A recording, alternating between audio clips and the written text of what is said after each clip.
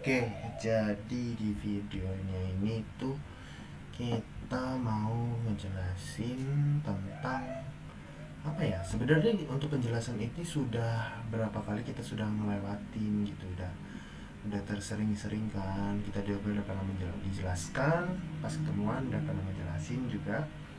Jadi kayak nggak ada yang perlu dijelasin lagi gitu. Mungkin ini cuma penjelasan ulang aja. Nah, ini untuk pertama-tama ini nama database-nya. Ini database yang kita pakai nanti. Nah, ini kebetulan. Nah, ini untuk database yang kita pakai. Namanya ini, nah ini database-nya nih. Dan ini cuma 3 table, simple. Jadi ini memang benar-benar aplikasinya bakalan simple. Nah, seperti ini kurang lebihnya. Nah, jadi sekarang kita mau masuk ke testing ininya.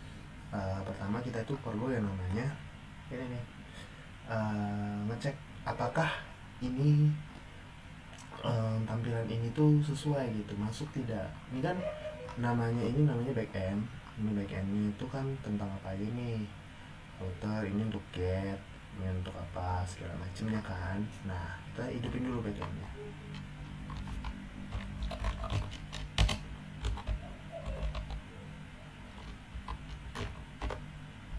Oke, nah ini server JS nya sudah berjalan. Kok bisa jalan sih ininya, kok bisa nanti jalan ini, karena ini sudah dihubungin, namanya pakai router. Nah, namanya routers. Routers ini fungsinya untuk menghubungkan gini. Nah, ini ada namanya environment. Environment ini kan contoh ya, jadi nggak apa-apa. Nah, ini contoh. Nah, environment ini nggak boleh ketahuan sama orang sebenarnya. Jadi kalau ketahuan ini bisa jadi masalah gitu. Ini untuk portnya ini bisa localhost dan bisa semua jaringan karena udah di set jadi 0.0.0.0 segala macam gini ya. Nah, ini untuk portnya kurang lebih seperti itu. Nah, sekarang masuk ke dalam aplikasinya. Nah, aplikasi itu untuk ini kita pakai Flutter, sebenarnya tidak ada yang perlu dijelasin lagi, karena balik lagi ini tuh cuman front endnya doang yang bakal saling terhubung dengan back end. Jadi sebelum masuk ke dalam database, front end itu ngomong dulu ke back endnya gitu. Misal nih kita mau nge-add data. Ini aplikasinya btw aplikasi ini ya, aplikasi nota atau note ya. Nah, kita mau masukin data dari front end itu, ngasih tahu API-nya. Ini API ya, ini API. Dan jangan sampai API itu berbeda gitu. Ini tuh diambil dari ini kita, API IP config kita. BTW ini aku apalnya ini 11 ini aku. Kita bakal coba lagi nanti ya. Kita cek ya. Nanti kita coba cek. Ini API lama jadi tinggal diganti. Nah, API ini nggak boleh sampai ketahuan orang juga. Ini harus diubah nanti jadi API-nya itu nggak ketahuan gitu. Nah, ini tuh untuk front end doang. Sebenarnya untuk front end itu seperti ini doang. Nah, ini tuh cuman codingan untuk front end, balik lagi. Terus codingan front end itu banyak banget karena supaya mengikut tampilannya sesuai dengan Figma. Nah, bagian ini yang bakal jadi penghubung antara front end dan back end. Jadi dia ini penghubungnya, namanya API. API ini yang menghubungin antara front end dan back endnya. Jadi nanti front end ngomong ke API, habis itu ke back end. Nah, habis itu back end ngasih tahu apa yang harus dilakukan. Kalau misalnya dia get atau apa, dia mau masukin data, otomatis dia put put data. Kalau kita cek di sini mode, ini kan get, dimasukin post put itu update. Jadi post, dia bakal ngepost. Nah, kan ini kan ini suruh nge-add ya. Ya, ini suruh nge-add. Jadi bakal nampilin semua database gitu. Nah, ini nge-add nih, dia bakal nge-add, dia bakal masukin atau menyimpan atau post gitu. Ini API-nya. Nah, kita bakal coba cek untuk bagian tampilan ya. Dia ada di home. Kita coba di sini. Di sini tuh, nah, di sini tuh ada yang namanya API. Jadi ada ininya, API kita. Terus node dan ID. Nah, ID ini ngambil dari database. Kita bakal cek ya, apakah dia benar-benar terhubung atau tidak. Nah, pertama kita paste. Nah, di sini kita ganti 11. Ini tergantung ya, yang 11 ini tergantung dari API kalian. Ini API ini nih tergantung dari IP config kalian gitu. Nah, kita coba cek di Wingjet 1. Nah, ada kan? Nah, nih ID 1. Nah, ini ya, datanya banyak tuh. Tuh, ID transaksi, ID ini. Jadi ini ngambil dari mana ID ini? Ini ngambil dari user ID-nya. Nah, kita cek di sini user ID-nya itu ada berapa di sini. Nah, baru ada 1. Otomatis nampilin user ID, data dari ID 1. Data dari ID 1 aja gitu. Gitu. Ini buat ini hasilnya seperti ini. Itu. Kalau kalian mau ngecek mau ngecek apakah sudah bisa ke add, bisa ke apa, itu pakai Postman. Nah, ini kan untuk get doang nih. Kalau misalnya mau Postman, mau ngepost itu ya kayak gitu, pakai Postman. Nah, kita caranya itu pakai Postman. Kurang bentar ya, kita coba ya. Sekarang kita coba pakai Postman. Kita mau nge-add data. Kita coba pakai Postman. Kita mau nge-add data di sini. Datanya itu dalam bentuk apa? Seperti ini, kita cek. Kita lihat dulu. Nah, ini kita bentuknya apa? Row. Bentuknya row atau bentuknya apa? Kalau misalnya kita mau login. Oke. ID, username, password. Kita mau nge-register. Berarti ini. Kita cek aja dulu di sini pakai apa. Kita cek di sini itu dia pakai row kayaknya. Kita pakai ini. Kita contohin di sini. Nah, di sini ini kan udah ada nih akun pertama. Udah ngetes akun pertama. Kita bakal gedein. Nah, kita bakal cek dulu di sini sesuai API. Kita lihat dulu di sini ya. Kita ke register. Oke, ini dia API-nya. Kita copy. Kita paste di sini. Ini ganti sesuai API kalian. Nah, di sini kita ganti sesuai dengan yang kalian mau. Coba ya, kita cek di sini apa aja yang ada di database-nya. Kita cek di sini ID user, username, password, email, alamat. Oke, kita langsung masukin username aja, gak perlu masukin ID.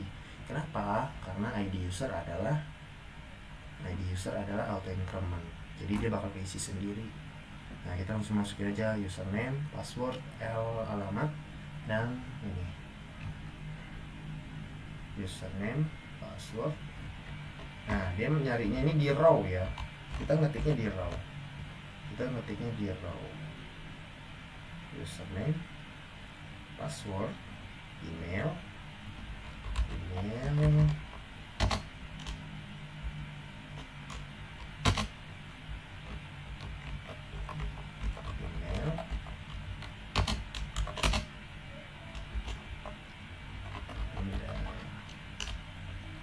kita coba ya, add gmail.com,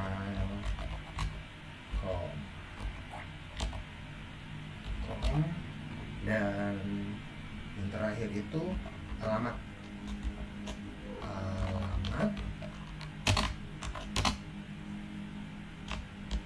Kita cek aja ya, Kemiling. Nah, ini kita tes ya. Jadi untuk dimasukinnya ini post, ininya diganti jadi post, sesuaiin. Terus ininya row ya, body row. Kita set. Berhasil nggak? Oke, ini berhasil ya. Registrasi berhasil. Nah, kita bisa cek di database-nya sekarang apakah sudah ada usernya atau belum. Nah, sudah ada ya. Passwordnya juga sudah masuk. Tuh. Jadi sudah kecek. Nah, untuk ngeceknya itu seperti itu di dalam Postman. Nah, ini fungsinya untuk apa? Postman itu untuk mengirimkan apakah backendnya sudah berjalan atau belum. Nah di sini kan kita bisa lihat backendnya berhasil tuh. Nah ini previewnya nih jadi nih. Nah seperti ini. Nah terus apa lagi ya? Sebenarnya untuk permasalahan ini tuh tergantung dari backend ya. Jadi kalau kalian ngoding atau mau bisa tampilan itu front end itu paling terakhir. Jadi yang paling penting itu adalah back end. Kalau back endnya berhasil jalan, front end tuh cuma mengikuti doang gitu. Jadi yang paling penting tuh back endnya dulu, jangan front endnya guys ya.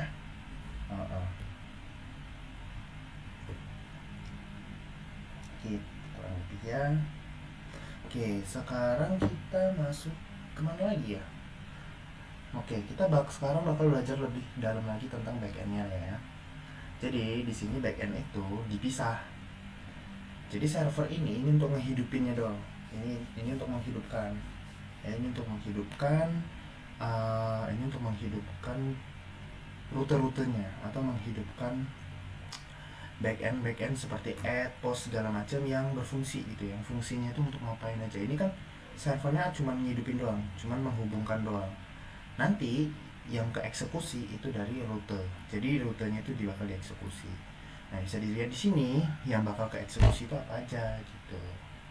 Jadi server itu cuma ngambil ini doang, cuma ngambil rutenya. Rutenya ada apa aja? Ada autentikasi rute, ada node dan ada user. Jadi di user itu bisa ngapain aja, di autentikasi itu bisa ngapain aja, di node juga bisa ngapain aja gitu. Nah kita masuk ke dalam autentikasi. Autentikasi itu cuma ada dua, dimana kita bisa masukin data dan bisa post data atau upload data. Jadi post data atau upload data tuh kayak mana? Nah kita caranya seperti ini. Kita cek ya, kita bakal cek apakah kita cek di Postman. Pertama kita ganti jadi API login. Kita cek dulu di sini ngapain sih. Nah di sini post, di sini post. Nah kita tinggal ubah aja jadi cuman username dan password. Kita send tuh, maka berhasil login, berhasil, user ID-nya 2, username. Nah gitu teman-teman. Jadi ini untuk post. Post itu bisa nge-add, bisa juga untuk apa? Bisa juga untuk autentikasi. Jadi saat kita masukin data kita, dia bakal ngecek di database itu sesuai atau enggak. Misalnya kita ganti ya L ininya 7 lupa, samain aja. Kita cek ya, kalau misalnya salah gimana. Nah, fails username atau password salah. Nah di sini karena passwordnya salah. Kalau misalnya 1 2 3, oke, kita cek, boom, berhasil ya karena sesuai dengan passwordnya gitu. Jadi ini JSON ini bakal kekirim ke backend sehingga kita bisa login gitu. Jadi JSON ini fungsinya untuk dikirim lagi gitu ke backend supaya backend tuh tahu, oh ini sama bener, oh ini sama. Bukan, JSON itu untuk ya bener nih. maaf agak sedikit oleng. Nah jadi situ. Nah di autentikasi itu ada login, ada register. Nah kurang lebih seperti ini. Yang penting dari sebuah aplikasi itu backendnya ya. Backendnya itu harus bagus. Bukan bagus ya, backendnya harus bekerja dulu. Tampilan memang penting. Tampilan itu benar bagus, sangat penting. Tapi balik lagi backend itu harus lebih penting gitu. Kedua kita ke node. Di node ini kita bisa namanya edit, bisa namanya add, edit, edit dan post, edit, post dan delete. Serta kita bisa ngambil data. Jadi ini bisa CRUD ya, bisa create, read, edit, delete. Nah, kita ada bisa CRUD intinya. Nah, di sini ada get. Kita cek ya. Kita cek sekarang API. Kita cek ya. Apa yang disuruh di sini? Oke. Node ID-nya berapa? 2 tes ID-nya 1 ya, ID-nya 1 send. Oke, ini salah karena notes harusnya. Boom. Oke. Kita cek lagi di sini untuk get-nya itu kayak mana. Home, API notes. Yes, betul. Oh, sorry, get. Ini ganti get, baru kita send. Nah, datanya bakal kelihatan semua di sini. Oke, yang bakal kelihatan tuh di sini kurang lebih usernya siapa aja, ini siapa aja dan segala macamnya. Nah, ini bagiannya untuk ngelihat data. Untuk nge-add data ya sama aja kayak tadi, kita nge-add apa gitu. Gitu. Kurang lebih seperti itu. Misal nih, kita mau nge-add data yang kemana dulu nih, kita nge-add mana nih. Kita bakal add data pertama gitu, atau nge-add apa gitu, terserah. Jadi nge-add data nih kita lihat di sini ada apa aja gitu. Jadi sesuai dengan API aja, kita ikutin API aja. Nah, ini untuk user. Nah, kita mau misalnya di sini nih mau ngedit nih, update username ini password kalau mau diganti gitu ya kan. Nah, ini untuk update. Jadi sebenarnya aplikasi itu bakalan aplikasi itu yang paling penting itu adalah back end-nya, bukan front end-nya. Front end-nya memang penting, front end itu untuk tampilan bagus karena untuk UI UX kan. Tapi tetap back end itu jadi salah satu hal yang penting gitu. Nah, ini untuk autentikasi, ini isinya untuk login register. Not itu bisa CRUD data yang pengen dimasukin. User root itu cuma bisa nge-update profil kita. Jadi username, password, email, alamat itu bisa di-update gitu. Loh, kenapa nggak dimasukin ke autentikasi? Beda dong, autentikasi itu ya login register. Profil itu ya profil sendiri gitu. Tidak bisa disamaratakan gitu. Dan juga kenapa alasan dipisah-pisah gini? Karena lebih biar pendek gitu, biar pendek. Codingannya biar pendek. Pendek kan ini, pendek. Jadi tidak memakan banyak ini. Jadi kalau misalnya error nih di bagian note, ya udah bagian note root saja yang diedit, yang dibenerin. Karena kita bisa ini juga berfungsi untuk mengurangi namanya pemborosan waktu karena cari problem solve dari codingan gitu. Mengapa ini dipisah-pisah? Karena ya itu supaya bisa ketahuan misalnya yang error tuh di login rupanya, ya udah bagian login aja, yang bagian autentikasi aja yang dikerjain, yang dibenerin, nggak di tempat lain gitu. Nah, sebelum semua itu ini tuh harus ada namanya DB, harus terkoneksi dengan database. Nah, ini untuk koneksi ke database. Ini kok cuman env karena kita pakai environment. Kenapa sih dipisah? Kenapa nggak di DBJS aja gitu? Kenapa nggak di DBJS? Kenapa dipisah? Ya ini demi kenyamanan, biar lebih enak gitu. Semakin besar aplikasinya, maka semakin kompleks juga, semakin banyak juga codingan yang ada di sini, semakin banyak juga infrastrukturnya, dan semakin bagus juga aplikasinya. Kenapa? Karena ya semakin bagus infrastrukturnya juga semakin kuat dia gitu. Ya memang sih penjelasan dari online ini kurang banget ya, lebih enak ngobrol langsung. Jadi ini cuman untuk sharing doang. Kalau misalnya kalian mau buat aplikasi, yang penting itu di backendnya ya. Jadi kerjain dulu backendnya, baru kerjain frontendnya. Frontend itu bisa terakhiran, jadi backend dulu yang dikerjain. Nah, backendnya mau ngapain aja, backendnya mau ngerjain apa aja, backendnya bisa ngapain aja gitu. So kompleks apa backendnya, seperti itu. Jadi ya enggak. Jadi untuk membuat sesuatu kita butuh backend dulu. Jadi kita bikin backendnya dulu, baru bikin frontend. Sebelum bikin backendnya apa dulu? Ya perancangan dulu dari awal. Rancang aplikasinya ini untuk apa aja gitu. Terus bikin dulu database-nya, bikin dulu flowchart-nya. Makanya disuruh namanya bikin adanya flowchart itu seperti itu. Jadi kita bisa nentuin database-nya semakin sekompleks apa gitu. Makanya buat aplikasi itu nggak simple, nggak mudah. Jadi kalian harus buat flowchart dulu ya. Untuk kedepannya kalau misalnya disuruh bikin aplikasi, pastikan kalian punya perancangannya dulu. Jadi misalnya kalian punya ide apa, bikin flowchartnya dulu, baru nanti bikin database-nya. Karena kalau dari flowchart itu bisa kelihatan loh database-nya itu kira-kira apa aja. Gitu. Baru setelah dari database baru dicoba dengan backend. Baru setelah backend baru frontend. Jadi frontend itu sebenarnya tampilan terakhiran aja. Terakhiran banget pokoknya.